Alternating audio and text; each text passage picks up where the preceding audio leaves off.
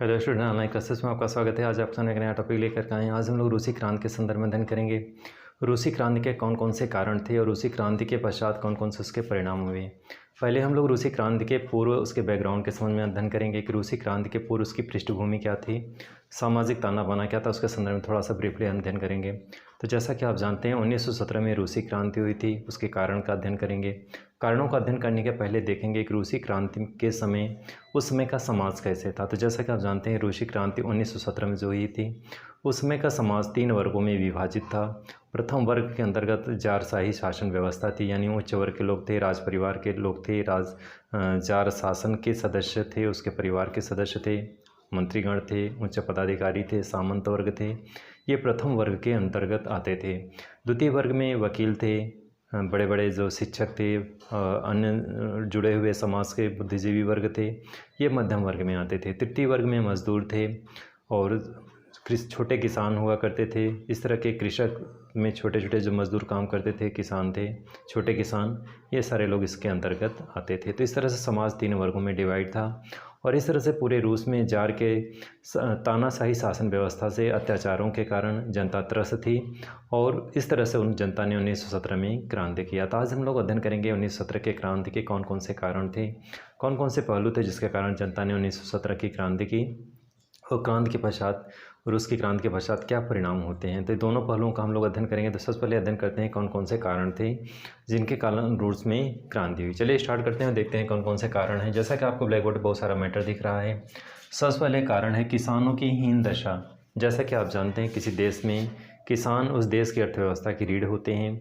अगर उस देश में बड़ी आबादी जो होती है निर्भर करता है कैसे था। आज औद्योगिक विकास हो चुका है, आज लोगों के दायरे चेंज हो चुके हैं, आज लोगों के जीवन का जो तरीका है बदल चुका है। आज देश में अर्थव्यवस्था से लगे हुए जो डेवलपमेंट कंट्री है वहाँ पे तकनीकी का प्रयोग किया जाने लगा। कृषि क्षेत्र पीछे हो गया, भारत केवल कृषि प्रधान देश रहा, अन्य देश अब तकनीकी क्षेत्र में जा चुके हैं। लेकिन उस टाइम की जो व्यवस्था थी रूस में, जिसमें बहुत अधिक मात्रा में या कह सकते हैं बाहुल्य आबादी जो थी कृषि क्षेत्र से जुड़ी हुई थी और कृषि क्षेत्र में किसानों की दशा अच्छी नहीं थी। उसके पीछे का बहुत सारा कारण है। जैसे 1961 में सामंती प्रथा समाप्त हो गई, यानी सामंती प्रथा के समाप्त होने के बाद भी किसानों की स्थिति में कोई सुधार नहीं हुआ।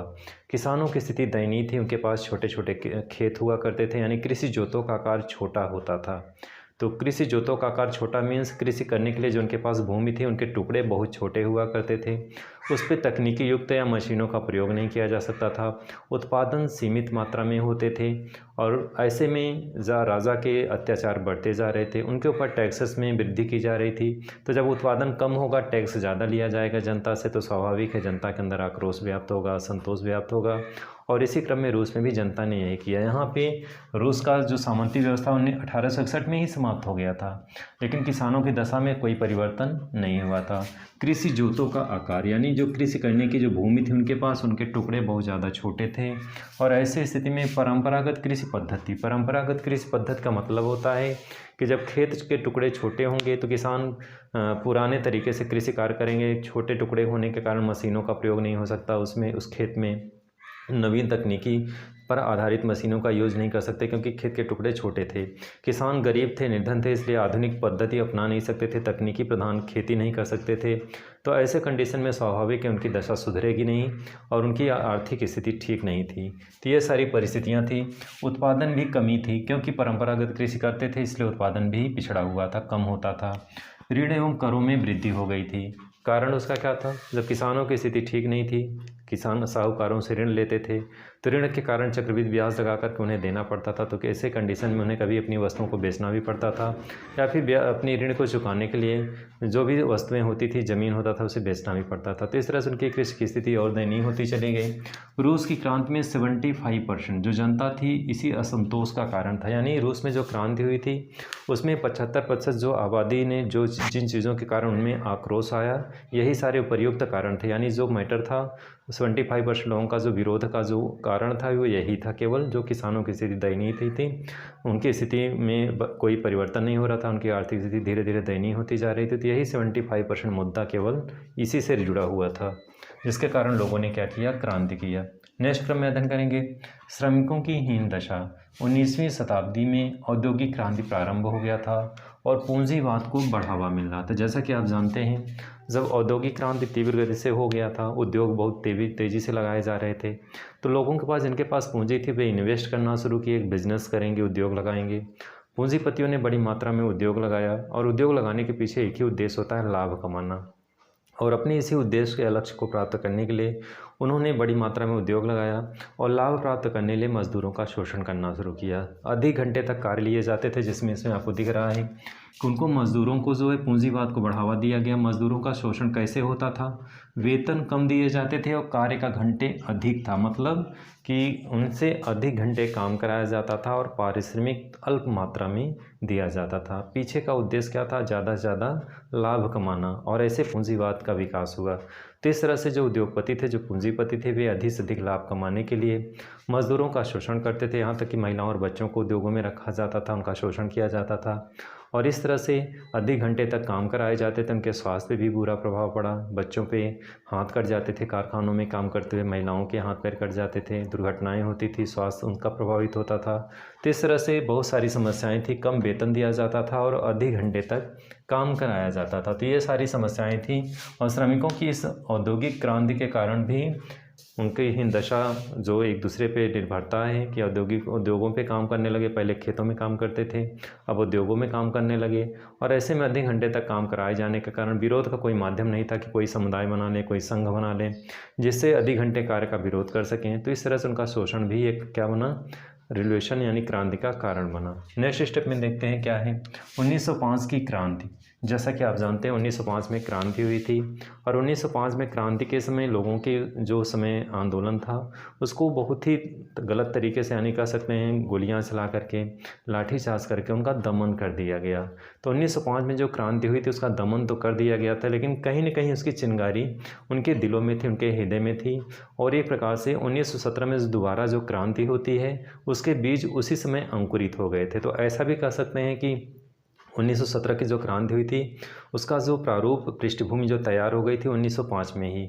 1905 से ही लोगों के अंदर, मन में, हृदय में एक द्वेष की भावना थी कि हमारे साथ गलत हो रहा है, ऐसा नहीं होना चाहिए। एक आक्रोश की भावना थी कि उच्च वर्ग के लोग आराम कर लें, हम जो है हमारी स्थिति दयनीय है। तो उनके अंदर ही अंदर एक ज्वाला धधक रही थी और 1917 में जाके विस्फोट कर गई। तो कहने का मतलब है कि 1917 में जो क्रांति हुई थी 1905 में ही उसकी आधारशिला तैयार हो गया, तो उसकी पृष्ठभूमि तैयार हो गई थी, उसके बीज अंकुरित हो गए थे 1905 में और 1917 में जाके वो विस्फोट कर गया। तो ये क्या है? 1905 की क्रांति एक प्रकार से पृष्ठभूमि तैयार हुई। यानी 22 फरवरी 1905 को रविवार के दिन स्वाधीनता के लिए जो जुलूस निकाला गया था, जनता पे गोलियां चलाई गई थी। इस घटना को खूनी रविवार के भी नाम से जाना जाता है क्योंकि ये रविवार का दिन था। यानी 22 फरवरी 1905 रविवार के दिन जुलूस निकाला गया था और जार की सेना ने उन जुलूस के लोगों के ऊपर गोलियां चलाई थी, जिससे बड़ी संख्या में लोग मारे गए थे। तो इसी घटना को खूनी रविवार के नाम से भी जाना जाता है। 1905 में घटित हुई थी और ये घटना लोगों के अंदर बहुत ज़्यादा आक्रोश भर गया था और 1917 तक आते आते विस्फोट हो गया, जो 1917 में क्रांति का क्या बना? कारण बना। नेक्स्ट स्टेप में अध्ययन करते हैं जार की दमनकारी नीति। तो जैसा कि आप जानते हैं जार निकोलस द्वितीय निरंकुश था, अत्याचारी था, साम्राज्यवादी नीति का पालन करता था और उसके समय में आर्थिक संकट उत्पन्न हो गया था। तो इस तरह से जार की जो कमियां थी, अयोग्यता थी और उसकी नीतियां भी गलत थी, तो जिससे जनता बहुत रुष्ट थी और इन्हीं सब बिंदुओं के कारण जनता क्या की? बहुत बड़ी मात्रा में क्या किया? क्रांति की। जार में इसमें देखेंगे कि जार निकोलस द्वितीय जो था बहुत ज़्यादा, मतलब किसी भी तरीके से मनमानी करता था। अपनी नीतियों के कारण जनता से करों में वृद्धि कर देता था और जनता बहुत ज़्यादा त्रस्त हो गई थी, जिसके कारण जनता को क्रांति करने के लिए विवश होना पड़ा। नेक्स्ट स्टेप में देखेंगे रूस में बौद्धिक क्रांति। जैसा कि आप जानते हैं 1917 के पहले ही बौद्धिक क्रांति आ चुकी थी। यानी समाज में जब कोई बुद्धिजीवियों के द्वारा बड़ी तीव्र गति से, चाहे रचना के माध्यम से हो, जब भी अपने लेखनी का प्रयोग करते हैं, जो भी बुद्धिजीवी होते हैं, जब भी कोई राइटर होता है, जब कुछ लिखता है तो समाज में एक संचार का कह सकते हैं बहुत बड़ी क्रांति ला देता है। जब भी उसके विचार आम लोगों तक पहुँचते हैं तो लोगों में परिवर्तन का दौर शुरू होता है, लोग जागरूक होते हैं, क्योंकि जो राइटर होता है, जो लेखक होता है, उस प्रॉब्लम्स को, समाज में जो भी चीज़ें होती हैं, जो समस्याएं होती हैं, उस पर फोकस करता है। और जब समस्याओं पे जब कोई फोकस करता है तो आम लोगों की नज़र उस पर पड़ती है। लोग जागरूक होते हैं कि जो समस्या हमारी है हम तक वो नज़र नहीं जा रही है, लेकिन एक राइटर की नज़र वहाँ तक जा रही है। कविता के माध्यम से, चाहे कवि हो, चाहे लेखक हो, चाहे राइटर जो भी हो, चाहे दार्शनिक हो, जो भी लोग होते हैं, वो क्या करते हैं, समाज की समस्याओं को, समाज की प्रॉब्लम्स को जनता तक अपनी किताबों के माध्यम से रखते हैं। जब भी उनकी लेखनी चलती है, उन समस्याओं को पिरो करके दिखाते हैं, कैसे हमारे समाज में दरिद्रता है, कैसे हमारे समाज में शासक के द्वारा शोषण किया जा रहा है, शासन की जो नीतियां हैं गलत हैं, शोषणकारी नीतियां हैं, समाज को विकास में बाधक हैं। समाज में इक्वलिटी होना चाहिए, समानता होना चाहिए, लेकिन ऐसे शासक की नीतियां समाज में इक्वलिटी नहीं ला सकती। इस भेदभाव पूर्ण नीति जो है, इसका लोगों को विरोध करना चाहिए। तो ऐसे कंडीशन में जो बौद्धिक क्रांति हुई थी 1917 के पहले, जो बुद्धिजीवी लोग थे उन्होंने, जैसे कार्ल मार्क्स, उन्होंने समाजवाद को प्रसारित किया, अपने विचार को आगे बढ़ाया कि किस तरह समाज में समानता होनी चाहिए। कार्ल मार्क्स ने इस चीज़ को दिया और इसी से लोगों को क्या हुआ कि उस चीज़ों को पढ़े। जब बौद्धिजीवी वर्ग रचनाएं लिखे, किताबें लिखी, तो लोग उसको पढ़े और जो समाज था वो जागने लगा। तो बुद्धिजीवियों का योगदान था। तो प्रकार से ऐसे कह सकते हैं कि 1917 के पहले बौद्धिक क्रांति हुई थी, शिक्षा का विकास हो गया था और इन बुद्धिजीवियों ने अपनी रचनाओं के माध्यम से लोगों को जगाने का कार्य किया। शिक्षा ने भी लोगों को प्रेरित किया और इससे जो है क्या हुआ, आगे चल करके 1917 की क्रांति हुई। तो बुद्धिजीवियों का भी ये प्रकार से क्या था, योगदान था 1917 रूसी क्रांति में। नेक्स्ट स्टेप में अध्ययन करेंगे प्रथम विश्व युद्ध 1914, जिसमें 16 लाख रूसी सैनिक मारे गए। जैसा कि आप जानते हैं, शासक का जो डिसीजन होता है अगर सही हुआ तो ठीक है। प्रथम विश्व युद्ध में बड़ी मात्रा में सैनिकों को युद्ध में धकेल दिया। रूस में सैनिक अनिवार्यता कर दी गई थी। कोई भी व्यक्ति हो, सैनिक सेवा देना अनिवार्य होगा उसको, उसके बाद ही वो अपने कार्य अन्य कर सकता है। तो इस तरह से रूस में बड़ी मात्रा में सैनिक मारे गए। यहाँ कुछ आंकड़े आपको दिया गया है, देख रहे हैं आप। 1914-15 प्रथम विश्व युद्ध में 16 लाख रूसी सैनिक मारे गए थे। इतनी बड़ी मात्रा में मारे गए थे। 5 लाख घायल हुए थे, 21 लाख कैदी बना लिए गए थे। इतनी बड़ी मात्रा में सैनिकों के हताहत होने के कारण रूस में पहले से ही लोग बहुत ज़्यादा परेशान थे, परेशानियों से। और ऐसे कंडीशन में जो सैनिक थे वो भी मारे गए, बहुत सारे बेरोजगार हो गए। प्रथम विश्व युद्ध तो समाप्त हो गया, लेकिन सैनिक जो है सैनिक कार्य छोड़ दिए। तो इन सब समस्याओं से लोगों के अंदर आक्रोश व्याप्त था और 1917 में रूसी क्रांति के एक प्रकार से आक्रोश वही विस्फोट हो गया और क्रांति हो गई। तो इस तरह से ये भी एक क्या है, पहलू है, ये भी एक कारण है रूसी क्रांति में। नेक्स्ट स्टेप में अध्ययन करेंगे हम लोग। अगला है इसमें जार निकोलस द्वितीय की अयोग्यता। जैसा कि आप जानते हैं, जब नेतृत्व कमज़ोर होता है, अयोग्य होता है, शासन करने की क्षमता उसमें नहीं होती है, तो स्वाभाविक है या तो किसी के सहयोग से कार्य करेगा, किसी के इशारे पर कार्य करेगा।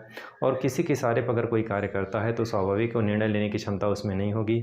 उसको उस नीतियों को परखने की क्षमता नहीं होगी कि जो हम नीतियाँ जनता पे लागू कर रहे हैं क्या वो सही है या गलत है। सेम यही कंडीशन जार निकोलस द्वितीय की भी थी। अयोग्य व्यक्ति था और अपनी पत्नी के सलाह पर शासन करता था। जो भी पत्नी उसका सलाह देती थी, चाहे अच्छा हो चाहे बुरा हो, चाहे नीतियाँ सही हो या अच्छी हो, उसी के इशारे पे अपना सारी नीतियों का संचालन करता था। तो जार निकोलस द्वितीय भी यही कार्य किया। अपनी पत्नी के इशारे पे जो भी नीतियाँ होती थी उसकी पत्नी बताती थी कि जनता को आवाज़ उठाने न दें। जनता जब भी आंदोलन करती थी, जब भी विरोध करती थी, उसके पत्नी के कहने पे ही उसने क्या किया, दमनकारी नीतियाँ अपनाई, यानी गोलियाँ चला देना, जनता पे लाठीचार्ज करा देना, जेलों में डाल देना। तो इस तरह से कठोरतापूर्ण दमनपूर्ण कार्य जो किए गए जार निकोलस द्वितीय के द्वारा, इससे जनता में बहुत ज़्यादा आक्रोश व्याप्त हो गया और आगे चल के 1917 में क्या हुआ, रूसी क्रांति होती है। तो उसका अयोग्यता भी कहीं न कहीं रूसी क्रांति में जिम्मेदार थी। नेक्स्ट स्टेप में देखते हैं हम लोग आगे। अगला है पूंजीपतियों का शोषण। जैसा कि आप जानते हैं, औद्योगिकरण के पश्चात रूस में पूंजीवाद को बढ़ावा मिला और लोग अपनी पूंजी को बढ़ाने के लिए, पूंजी को इन्वेस्ट करने के लिए, उसके पीछे का जो उद्देश्य था ज़्यादा से ज़्यादा लाभ कमाना, यानी पूंजी अपना इन्वेस्ट कर लेंगे और बिजनेस में ज़्यादा से ज़्यादा हमें क्या मिलना चाहिए, लाभ मिलना चाहिए। इनका भी यही उद्देश्य था, पूंजीपतियों का भी। बड़ी मात्रा में रूस में औद्योगिकरण का 19वीं सदी जो है औद्योगिकरण का दौर चल रहा था। पूंजीपतियों ने बड़ी मात्रा में पूंजी इन्वेस्ट किया जिससे ज़्यादा से ज़्यादा लाभ कमाया जा सके और इसी उद्देश्य की पूर्ति करने के लिए उन्होंने मज़दूरों का शोषण करना शुरू किया। यहाँ पे इसके पहले भी आपने देख रहा है किस तरह से मज़दूरों को अधिक घंटे काम कराया जाता था, पैसे उन्हें वेतन कम दिए जाते थे। शोषण का दौर के कारण जब ज़्यादा से ज़्यादा जनता पे शोषण किया जाने लगा, मज़दूरों को अंदर आक्रोश भरता गया, तो 1917 में क्रांति के रूप में प्रस्फुटित हुआ। तो ये भी एक फैक्टर है रूसी क्रांति में कि जहाँ भी शोषण हुआ, चाहे शासक के द्वारा हुआ हो, चाहे सामंतों के द्वारा हुआ हो, चाहे पूंजीपतियों के द्वारा हुआ, जिनके द्वारा शोषण हुआ, जनता के अंदर आक्रोश बढ़ता रहा समय समय पे और 1917 में रूसी क्रांति के रूप में प्रस्फुटित हुआ। तो यहाँ पे भी शोषण भी एक कारण यहाँ फिर से बनता है। जैसे अभी सामंतों के द्वारा शोषण होता था, वैसे राजा के द्वारा द्वारा शोषण होता था और उसी तरीके से पूंजीपतियों के द्वारा भी जनता का क्या होता था, शोषण होता था। और ये भी क्रांति का क्या बना, कारण बना। तो डियर फ्रेंड, इस तरह से आपने इतने सारे रीजन कारण हैं ये रूस में क्रांति जो हुई, ये सभी कारणों के इकट्ठा परिणाम के कारण रूस में क्रांति हुई। अब हम लोग सेकंड पार्ट में इसी के अंतर्गत अध्ययन करेंगे कि रूसी क्रांति के पश्चात उसके परिणाम क्या हुए या क्या प्रभाव हुए। तो परिणाम के संदर्भ में अध्ययन करेंगे। जैसा आप देखते हैं, निरंकुश शासन का अंत। 1917 की रूसी क्रांति ने निरंकुश शासन का अंत कर दिया। जार को शासन सत्ता से बाहर होना पड़ा। कुलीन वर्ग और चर्च की शक्तियाँ क्या हो गई, समाप्त हो गई। जैसा कि आप जानते हैं, जो उच्च वर्ग था उनको विशेष अधिकार प्राप्त थे, उन्हें सत्ता शासन में का सुख मिल रहा था। तो ऐसे कंडीशन में 1917 की जब क्रांति हो जाती है तो जार को अपने पद से हटना पड़ा। ड्यूमा के सामने अपने आप को सही नहीं साबित कर सका कि हम जो कार्य किए सही किए हैं, और इस तरह से उसके पद से हटना पड़ा और आगे चल करके गोली मार करके उसकी या उसकी पत्नी की हत्या कर दी जाती है। तो इस तरह से उसके साथ एक अत्याचारी और तानाशाह का अंत हो जाता है 1917 में, और एक नए युग की शुरुआत होती है रूस में। तो इस तरह से इसका एक परिणाम है। नेक्स्ट स्टेप में देखते हैं समाजवादी समाज का निर्माण। कार्ल मार्क्स, जैसा कि आप जानते हैं, कार्ल मार्क्स के जो सिद्धांत हैं समाज में इक्वलिटी लाने का प्रयास कर रहे थे। इनकी विचारधारा ही थी समाज में समानता स्थापित करना, चाहे वो सामाजिक लेवल पे हो, चाहे आर्थिक लेवल पे हो, चाहे राजनीतिक लेवल पे हो, सभी वर्गों सभी स्तरों पे समानता होनी चाहिए। कार्ल मार्क्स का ये सिद्धांत था और इसी सिद्धांत को व्यवहारिक रूप प्रदान करने का प्रयास किया गया 1917 के पश्चात। यानी 1917 के पहले उनके विचारों ने लोगों में बहुत ज़्यादा जागरूकता लाई, लोगों को इस दिशा में सोचने के लिए विवश किया। और 1917 के पश्चात जब क्रांति समाप्त हो जाती है, तब जो उनके सिद्धांत थे, जो उनके विचार थे, व्यवहारिक रूप लाने के लिए, व्यवहारिक धरातल को क्रियान्वित करने के लिए उनके सिद्धांतों को लागू करने का प्रयास किया गया। तो इस तरह से इसके ये परिणाम हुए। और उन्होंने इन्हीं के प्रयासों से क्या किया गया कि समाजवादी समाज का निर्माण के अंतर्गत उसने लोक कल्याण यानी उत्पादन के जो साधन थे, इसका सिद्धांत ये है कि उत्पादन के साधन पे समाजवाद का यही मतलब है कि समाज में समानता लाना। और समानता कब तभी संभव हो सकती है जब उत्पादन के जो साधन थे, यानी समाजवाद के अनुसार हम बोल रहे हैं, अपने अनुसार नहीं बोल रहे हैं कि इक्वलिटी कैसे लाई जा सकती है। यानी समाजवाद क्या कहता है, समाजवाद का सिद्धांत ये है कि जो उत्पादन के साधन है, चाहे भूमि हो, चाहे संसाधन जो भी हैं, उन पे नियंत्रण समाज का होना चाहिए या सरकार का होना चाहिए, निजी लोगों का नहीं होना चाहिए। अगर निजी लोगों का होगा तो जो व्यक्ति का नियंत्रण होगा वो तो बहुत ज़्यादा मजबूत हो जाएगा, आर्थिक रूप से समृद्ध हो जाएगा, लेकिन समाज के लोगों को उसका लाभ नहीं मिलेगा। जैसे मान लीजिए कोई फैक्ट्री है, तो फैक्ट्री से केवल पूंजीपति को लाभ मिलेगा, मजदूरों को लाभ उसका नहीं मिलेगा। तो इस तरह से समाजवाद की जो विचारधारा है कि उत्पादन के जो साधन है उस पर समाज का अधिकार नियंत्रण होना चाहिए, ना कि किसी निजी व्यक्ति का। तो इस तरह से यहाँ पे भी वही चीज़ है कि समाजवादी समाज का निर्माण किया गया। कार्ल मार्क्स ने सामाजिक सिद्धांतों को लागू किया गया और उत्पादन के साधनों पर स्वामित्व का क्या किया गया, जो निजी स्वामित्व था उसका अंत कर दिया गया। तो इस चीज़ को ध्यान से समझें, इससे जो है ये परिवर्तन की स्थिति बनी रूस में। नेक्स्ट स्टेप में चलेंगे, आर्थिक नियोजन। आर्थिक नियोजन क्या होता है, देश के विकास में एक प्लानिंग करना, आर्थिक प्लानिंग करना कि देश को कैसे विकास किया जाए, कौन कौन से आर्थिक संसाधनों को किस तरह से डेवलप किया जाए जिससे देश का विकास हो सके।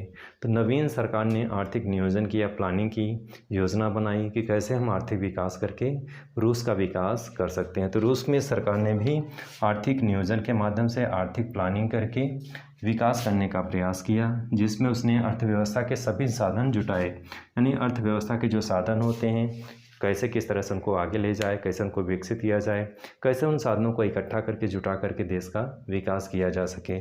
तो ये सब कार्य किए गए। आर्थिक विकास का जो लक्ष्य था, सामाजिक और आर्थिक समानता थी। यानी आर्थिक विकास इस तरह से, उसका जो आर्थिक विकास यानी रूस में आर्थिक विकास का लक्ष्य क्या रखा गया था, आर्थिक और सामाजिक समानता। समाज में समानता बनी रहे, सामाजिक स्तर पे किसी के साथ कोई भेदभाव न हो, और आर्थिक लेवल पे भी समानता बनी रहे, कोई बहुत ज़्यादा अमीर ना हो जाएगा और आम जनता बहुत ज़्यादा गरीब ना हो जाए, दोनों में बैलेंस बना रहे। और इसी को लक्ष्य बना करके रूस में विकास का कार्य आगे बढ़ाया गया। नेक्स्ट स्टेप में देखेंगे, शिक्षा एवं संस्कृति के क्षेत्र में विकास। यहाँ पे क्या क्या चीज़ किया गया, अंधविश्वास का निराकरण किया गया। जैसा कि आप जानते हैं, यहाँ पे लिया है शिक्षा का विकास। शिक्षा के विकास से ही क्या संभव है, अंधविश्वास को दूर किया जा सकता है। जब लोग शिक्षित हो जाते हैं तो अंधविश्वास से दूर हो जाते हैं, उनका जो सोच होता है वैज्ञानिक हो जाता है, विकासवादी हो जाता है, आधुनिक की ओर बढ़ने वाला होता है। तो रूस में भी वही चीज़ हुआ, रूस में शिक्षा का विकास किया गया और अंधविश्वासों को दूर करने का प्रयास किया गया। तो इस तरह से रूस में एक परिवर्तन का दौर चला, अंधविश्वास समाप्त हो गया, वैज्ञानिक दृष्टिकोण का विकास हुआ, कला और विज्ञान का भी विकास हुआ और इससे आधुनिकीकरण को बल मिला। जैसा कि आप जानते हैं, कला, विकास, शिक्षा, ये सभी ऐसे तथ्य हैं, ऐसे पहलू हैं जिनके कारण समाज आगे बढ़ता है, आधुनिकीकरण की ओर परिवर्तन होता है समाज। रूस में भी यही चीज़ें हुई और इससे रूस विकास के पथ पे आगे बढ़ा। नेक्स्ट क्रम में हम लोग चलते हैं। अगला क्रम में इसी में है किसानों और श्रमिकों की स्थिति में सुधार। 1917 की क्रांति किसानों और श्रमिकों के शोषण को समाप्त कर दिया। इसके पहले सामंतवादी व्यवस्था समाप्त तो हो गई थी, लेकिन किसानों का शोषण लगातार होता रहा। लेकिन इस क्रांति ने किसानों का शोषण समाप्त कर दिया और उन्हें सम्मान देने का प्रयास किया गया। तो ये भी एक महत्वपूर्ण पहलू है परिवर्तन का। नेक्स्ट स्टेप में देखेंगे इसी में जनहित की प्रधानता। अब जनहित में जैसे भोजन है, वस्त्र है, आवास है, ये क्या है, मूलभूत आवश्यकताएं हैं। सरकार के द्वारा इन चीज़ों पे विशेष ध्यान दिया गया, क्योंकि जो मौलिक चीज़ें होती हैं, भोजन, वस्त्र, मकान, इनका दुरुस्त होना ज़रूरी है, बाकी योजनाएं बाद में। तो सरकार ने भी, वहाँ की रूसी सरकार ने भी जो लोगों की मूलभूत आवश्यकताएं, भोजन, वस्त्र और आवास है, इन पे विशेष ध्यान दिया गया कि ये ज़रूरी है, इसका पहले होना चाहिए, बाकी चीज़ें बाद में। तो कल्याणकारी योजनाओं के माध्यम से इनको भी तरजीह दी गई। नेक्स्ट स्टेप में देखेंगे साधनों का सार्वजनिक हित की प्रयोग। जैसा कि आप देख रहे हैं, रूस में संसाधनों का प्रयोग जो है व्यक्तिगत हित के बजाय सार्वजनिक हित के लिए किया गया, क्योंकि व्यक्तिगत हित पे नियंत्रण होगा तो ऐसे में समाज का विकास नहीं होगा, समाज में समानता नहीं आ पाएगी। इस तरह से जितने भी संसाधन हैं उस पर नियंत्रण समाज का रखा गया, सरकार का रखा गया, जिससे रूस में समानता बनी रहे। और इसी को लक्ष्य को ध्यान में रख करके व्यक्तिगत नियंत्रण को समाप्त करके सार्वजनिक नियंत्रण यानी सामाजिक व्यवस्था को आगे बढ़ाने के लिए समाजवादी विचारधारा को आगे बढ़ाया गया। जो उत्पादन के जो साधन थे उस पर समाज का नियंत्रण हो, ना कि निजी लोगों का। नेक्स्ट क्रम में इसी में देखेंगे आगे। अगला क्रम है कल्याणकारी राज्य की स्थापना। कल्याणकारी राज्य की स्थापना से तात्पर्य है लोगों के कल्याण के लिए महत्वपूर्ण पहलू जो हैं, समाज में समानता बनी रहे, सबके हितों को ध्यान में रखा जाए, किसी एक वर्ग का विशेष का ध्यान न दिया जाए, बल्कि समाज में जितने भी लोग हैं सबके हितों का संरक्षण किया जाए। ना उच्च वर्ग, ना मध्य वर्ग, ना निम्न वर्ग, समाज में सभी का विकास एक समान होना चाहिए, किसी के साथ कोई भेदभाव नहीं होना चाहिए। इसी को ध्यान में रख करके कल्याणकारी योजनाओं को प्रेरित करने के लिए ही रूस में कार्ल मार्क्स के समाजवादी सिद्धांत को ही आगे बढ़ाया गया और व्यवहारिक रूप प्रदान किया गया। नेक्स्ट क्रम में देखेंगे साम्यवादी शासन प्रणाली। जो सरकार थी वो साम्यवादी शासन प्रणाली से युक्त थी। साम्यवादी शासन में सामाजिक समानता, आर्थिक समानता और राजनीतिक समानता बनी रहे और इसी को सिद्धांत को प्रेरित करने के लिए, इसी सिद्धांत पे बल देने के लिए जो वहाँ की सरकार थी, साम्यवादी सिद्धांतों को ही आगे बढ़ाने का प्रयास किया। तो डियर स्टूडेंट, आज के वीडियो में आपने बहुत सारी चीज़ों का अध्ययन किया कि किस समय रूसी समाज कैसा था, उसकी क्या पृष्ठभूमि थी और कैसे रूस में क्रांति होता है, उसके कौन कौन से कारण थे और रूसी क्रांति के पश्चात कौन कौन से उसके परिणाम हुए। तो तीनों बिंदुओं पे आपने एक साथ अध्ययन किया। आज की वीडियो में बस इतना ही। वीडियो अच्छा लगा तो लाइक और सब्सक्राइब करें, आपका सहयोग बहुत ज़रूरी है। अगले वीडियो में फिर से नए विषय वस्तु के साथ मिलेंगे, तब तक के लिए धन्यवाद।